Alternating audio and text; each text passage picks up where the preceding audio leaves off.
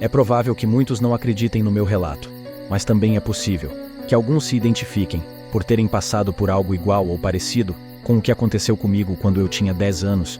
Não foi fruto de uma imaginação fértil de um menino do interior, mas sinceramente gostaria que fosse. Meus pais se conheceram muito cedo. Ela tinha 18 e meu pai 19 anos, e logo firmaram compromisso, pessoas simples e humildes criados no interior.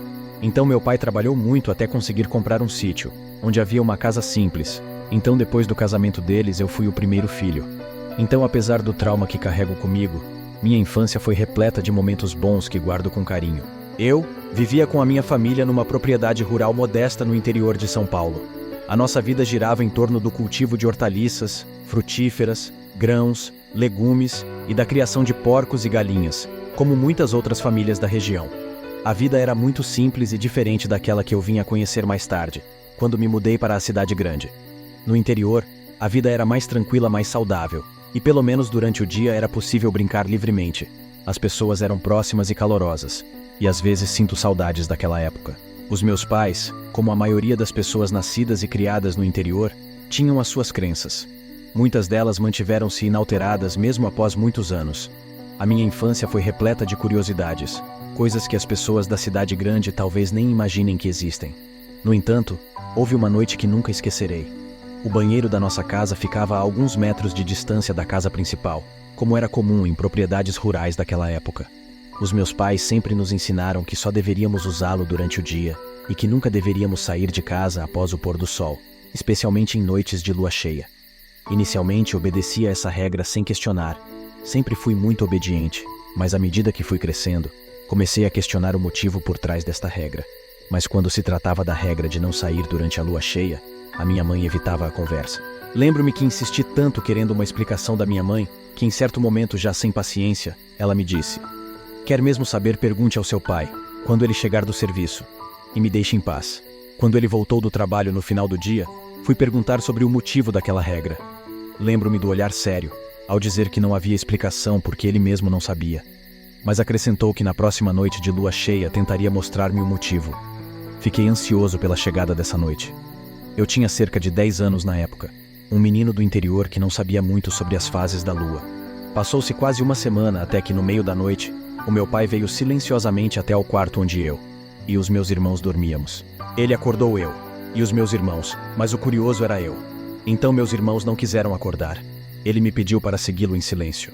Lembro-me de um furdunço dos cães lá fora e conseguíamos ouvir latidos ao longe, mas a escuridão tornava difícil ver de forma clara o que estava acontecendo.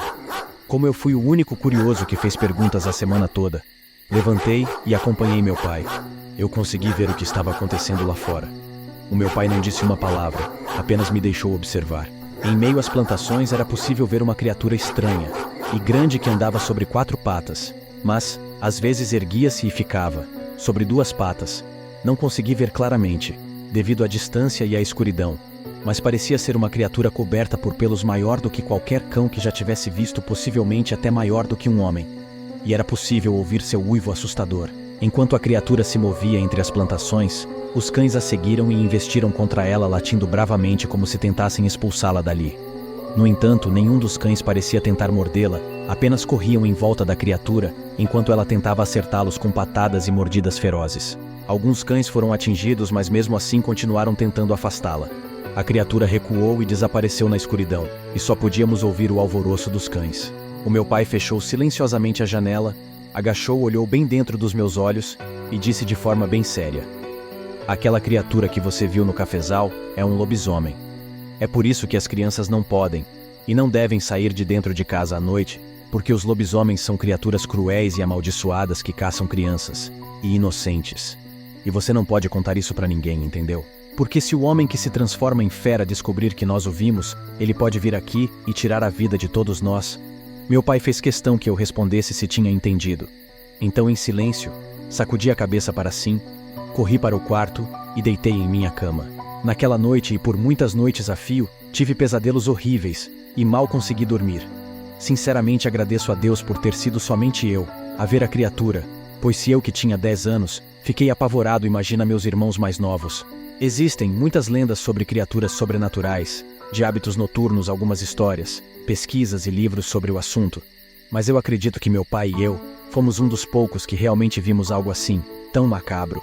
Agora, passados mais de 20 anos, sou pai e moro na cidade grande.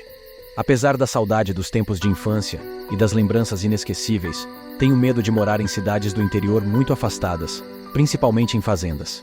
Não quero que os meus filhos passem pelo medo que eu passei. Ainda mais porque eu, João, sei que lobisomens existem. Se chegou até aqui, obrigado pela sua audiência.